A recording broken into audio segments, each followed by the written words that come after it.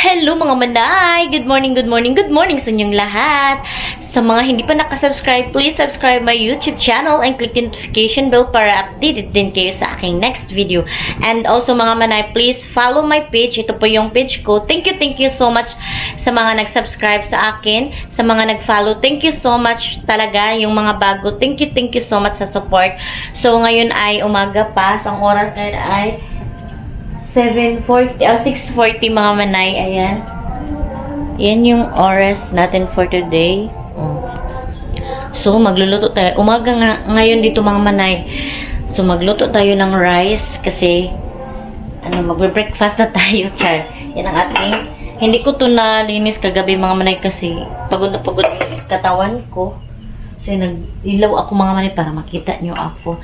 Kasi may subscriber ako na sabi niya, madilim daw yung paligid ko, hindi daw niya ako makita. So, ayan. Linisin muna natin tong rice cooker. Hindi ko na to na mga manay kagabi. Kasi, ito lang naman. Pero at least yung, natin, yung, mga plato ay nahugasan natin. So, ilagay ko to dito mga manay kasi, sa to mga manay, aso na to. Linis tayo. Thank you pala sa mga nag-comment dyan at sa mga mga manay, mga nag-suggest, gano'n mga manay. Thank you so much. Lalo na sa paligid ko, sa aking bahay, na kung ano yung ayusin. At siya na, hindi tayo perfect na tao. Magluto na tayo. Ito yung ganap natin ngayon mga manay. Kailangan ko talagang mag-vlog araw-araw para may ma-update tayo sa inyo. At thank you talaga kasi natutuwa ako mga manay kasi may nag-chat sa akin na wag daw akong mag-stop sa pag-vlog kasi mamimiss daw ako mga manay. Kahit paano mga manay ay may nag-chat sa akin ng ganun. Masaya na ako mga manay. My heart is bumping. Charis. Masaya na ako ng ganyan. Kahit hindi tayo masyadong madami dito, ay masaya na ako. So, thank you so much talaga. Kasi, andyan pa rin kayo kahit hindi tayo sikat na vlogger. At least, hindi tayo nangangaway. Di ba mga manay?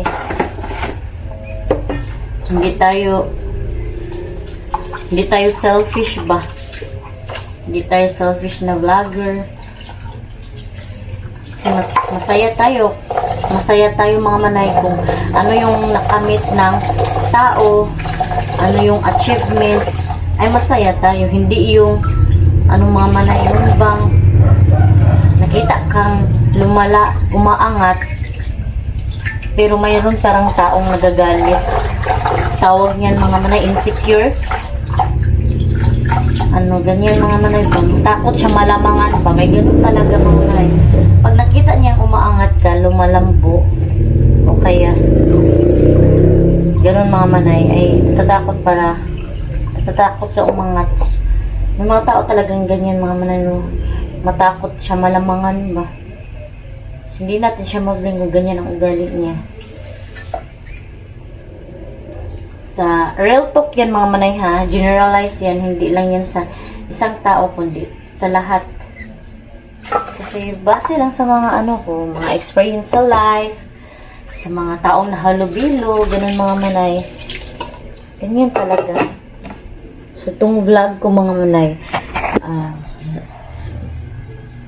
na to, para sa sarili ko na to. Ayaw ko na din mag-vlog ng sinong sikat na vlogger para hindi na tayo guys, hindi na tayo so sorry for that mga manay kung may magtanong man sa akin about sa inyong idol. So hindi ko na yan sasagutin kasi mga manay, masama yan. Magagalit yung natin, magagalit yung may sikat na vlogger kung gagamitin natin. So yun, kasi hindi naman tama yan. Gamit-gamit tayo ng pangalan na walang tawagan na, wala tayong paranghid sa kanila mga manay. Hindi tayo nagpaalam sa kanila na i-vlog sila. So maglinis tayo dito sa mayroon kasi akong subscriber mga manay na ano daw ang kalat daw dito mga manay na banda.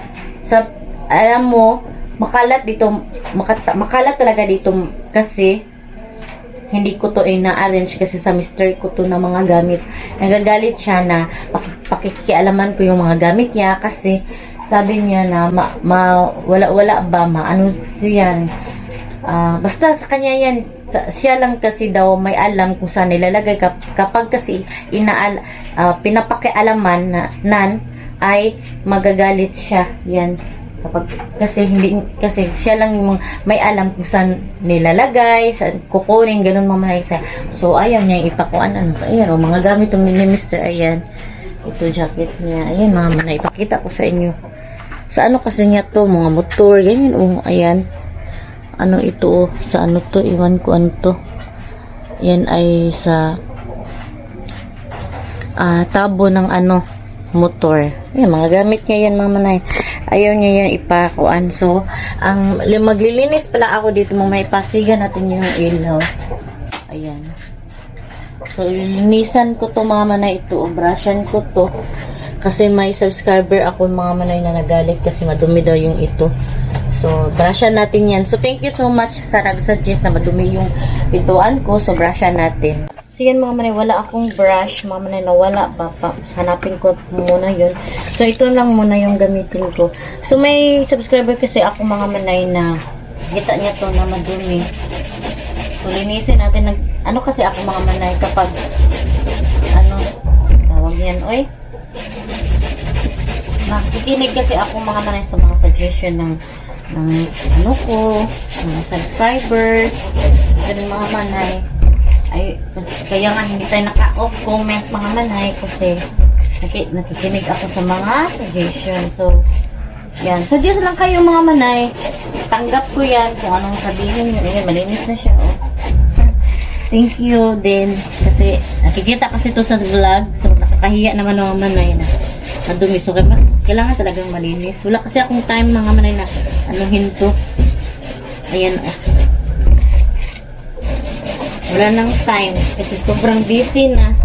At saka may trabaho kasi ako sa kapatid ko. Yan. Time management lang talaga mga manay.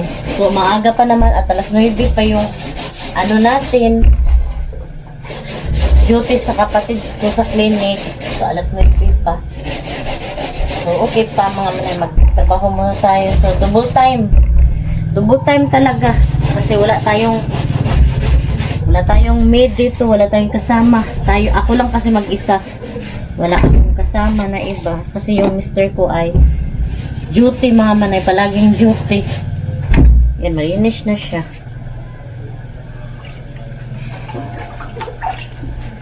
Diba? O, ano naman sabihin kasi hindi brush yung ginamit ko. Pasensya ka na ha, kasi wala akong brush. Pero at least na na siya, oh. Na linis-linis siya mga manay. But thank you kasi nag-suggest ka nga linisin tong natin door. Pasensya ka na kasi hindi tayo ganyan ka pero at least mama na tayo.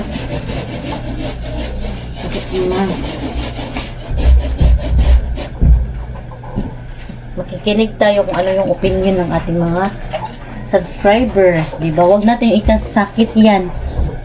Kung totoo naman. Pero kung sobra na talaga, patulan natin.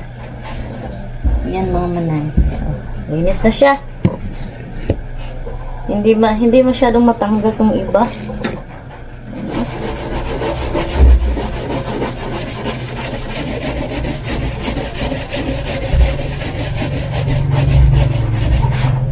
Ayan, natanggal na yung yellow mga manay.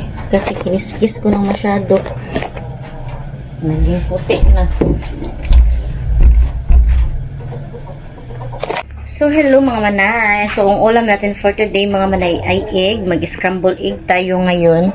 Ayan. At saka, bumili ako ng oil mga manay kasi naubusan na ako ng oil. Wala nang natira. Ayan. O, wala nang laman. So, ito ay 30 pesos. At ito naman ay 20 pesos silang dalawa. So, 50 pesos lahat. Bumili kasi ako sa sari-sari store, mga manay. So, alam nyo mga manay, yung mister ko ba, sobrang nagalit talaga siya sa akin. Galit na galit siya sa akin kasi dati mga manay ay rinag ko siya na nakahubad. Sabi niya sa akin, nag-chat pa siya sa akin kasi nasa duty siya, mga manay ba. Nag-chat siya sa akin na i-delete ko daw yung video niya, mga manay, kasi kinontent ko siya. Nagalit siya sa akin kasi sabi ko nakahubad daw, nakakahiya. Pero sabi ko naman sa kanya na hindi ka naman talaga nakahubad doon. Kasi mga manay, minsan lang talaga kasi si Mr. mag-check sa YouTube. Ayan mga manay, minsan lang siya mag-check ng YouTube. O hindi niya yung nakita yung video na wala naman talaga nakahubad siya, mga manay. Nag-video lang naman. Kasi, 'di ba, last video ko na natulog siya sa sala na nakahubad yung t-shirt niya. So yun, kinontent ko siya, mga manay. Tapos nagalit siya sa akin, chinat niya ako. Ayun mga manay. Pero okay na. Nagalit lang siya tapos in-explain ko sa kanya na hindi naman talaga siya na nasa video na nakahubad. Wala naman talaga. Sinabi ko lang na paglabas ko sa pinto sa kwarto ay nakahubad siya. Yun. Hindi naman talaga as in nakahubad siya yun. Pero okay na kami, mga manay. So mag-scramble egg tayo. Ayan ang ating ulam for today. Ayan. So, itlog lang talaga yung madali-dali, mga manay. No? Ayan. Pasensya na kayo. Wala na naman akong bra. Hindi kasi ako nagbabra dito sa bahay, mga manay, kasi comfortably ako ba. Ayan, mukha na lang natin yung ipakita. Comfortably ako, mga manay, na magalaw-galaw na walang bra, kasi kapag nagbabra ako, mga manay, parang maipit yung katawan ko ba, hindi ako makagalaw. Kasi, at saka mga manay, masama yung palaging magbra, kasi nga mga manay, yun ba, minsan yung iba nagka-breast cancer, ganun mga manay, kaya ayaw kong magbra. So, pasensya talaga kayo kung on the spot. On the spot kasi yung pagbablog natin, walang plastic dito. Hindi tayo tawag yan, wala tayo nag-i-script. Totoong buhay ko to, mga manay. So, hindi na din ako mag-vlog ng ibang, kasi magagalit. Pasensya na kayo kasi nga, as a vlogger naman, mga manay, diba? Hindi natin yan, sa totoo lang, mga manay, real talk to ha, hindi to plastikan. Kaya nga, binablog namin yung mga big YouTuber, mga manay. Kasi nga, big YouTuber sila. So, madami talaga nga nanonood sa kanila. Kaya yung binablog namin yung mga big YouTuber, yung mga sikat. Yun, kaya meron palang magagalit kapag binablog sila. So, pasensya na kasi hindi ako aware. Meron kasi madami naman kami nagamit. Tapos, yun, okay lang. So, wag na tayong mag-vlog. Kasi ako, mga manay, honest talaga kasi ako Honest talaga ako. Parang, lahat ng mga sinasabi ko ay totoo talaga. Yun, mga manay. Ayaw ko ng sikreto. Kasi gusto ko talaga yung totoo ba. Kaya yung mabubulgar yung mga nagsisinungaling. Mabubulgar talaga.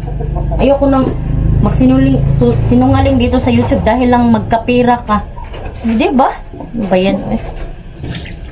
Ganyan talaga, mga manay. Siguro, ginagawa kasi nila tong hanap buhay tong YouTube. Ganyan. Pero, mga manay, na-enjoy ko din. Pero, okay din naman na dadami yung views natin, diba? Kasi kapag dadami ang views, may pira din tayo. Tsaka magka-extra income, diba? Masaya ang all. Siguro ako, mga manay, someday, pag ako, in my dreams, pero, malay natin, diba? Pero hindi na ako nangarap niya na sikat, Pero kung ako lang sikat talaga, mga manay, tutulong talaga ako sa mga small YouTuber. Lalo na yung mga mahihirap, mga manay. Oo, tutulong ako sa kanila. I-content yung ako. Sanay naman ako mga manay. Sanay na ako masaktan, Chares. Sanay na ako i-bash. Yun, mga manay. Parang manhid na ako ba? Ganun talagang buhay siguro, no? Sanayan na lang. Nagpunto na tayo, mga manay, ng egg. Mahaba-haba na ata tong vlog natin, mga manay. Kasi gusto ko talaga, mga manay, yung yung video ko, mga manay, hindi lalagpas ng 25 minutes. Pinakamahaba na talaga yung 23 minutes, 21 minutes. Yun mga manay, yun ang pinakamahaba ko. Pinakakunti talaga, nasa 9 minutes. Yun mga manay, kasi kapagod magnuod ng vlog na sobrang mahaba ba. Kaya ayan, nag-vlog ako na hindi masyadong mataas kasi mainip na yung mga subscriber na ang haba naman ito. Ayaw nang tumingin siguro ba ganun. Kasi ganyan ako mga manay, naiinit ako pag sobrang haba. Hindi lang ako manood kasi sobrang haba ba. Ganyan ako magluto ng, hindi ko na to lalagyan ng mga lamas mga manay. Mayroon parang nag-correct sa akin yung Bombay sa Tagalog ay sibuyas at ang ahos naman ay ano pa yun. Basta may taga ang ahos. Ano pa, hindi na naman tayo nakamemorize. Oy, may nag-comment kasi sa akin mga manay. Tingnan ko muna sa video ha. Ang ahos ay nasa ano ko bag sa ano ko mga manay ka ng new vlog ko. Doon siya nag-comment mga manay. Sabi niya ang ahos daw ay ang ahos mga manay ay bawang yun. So hello mga manay. So ayan, naluto na mga manay at magkain na ako. Kasi yung mga anak ko tulog pa. Kasi walang pasok pa. So hindi ko naman sila gisingin kasi madidisturbo yung utak nila. Kailangan i-rest kasi mga bata pa ba. So sabi kasi ng mga expert dyan na kailangan kung tulog daw ang mga bata, huwag disturbo na kanilang tulog kasi madidisturb yung utak nila. Baka siguro maano ba, humina yung utak nila, hindi na maging smart, magiging ano na, ganun mga manay. Siguro ganun talaga, ganun yung ginagawa ng aking parents kung bata pa ako. Hindi nila didisturbo yung tulog namin mga manay. Tulog talaga. So kailangang i-rest yung utak ng mga bata. So ako yung una kakain, tsaka bibili mo na lang ako ng Milo mga manay yan. Mga Milo mga manay kasi mag ano ako mga manay, gusto ko mag inom ng mainit ba. Ayan, madilim mga manay na ano. Magalit na naman yung iba kasi magsabi na madilim yung ano. Mayroon talaga hindi iwan ko kung basher siguro talaga siya mga manay. Iwan ko kung nakasubscribe ba siya. Kasi sabi niya mga manay, ang pangit daw ng bahay ko. Yung nakahangad yung camera. Pangit daw ng bahay ko. So, grabe ka naman, oy. Sige lang, ganun. Hindi kasi ako mayaman katulad mo. Pangit naman talaga yung bahay ko. Kasi hindi naman talaga to plinanong na igawa. Kasi bodega to. Tapos punta kami dito. Ayan.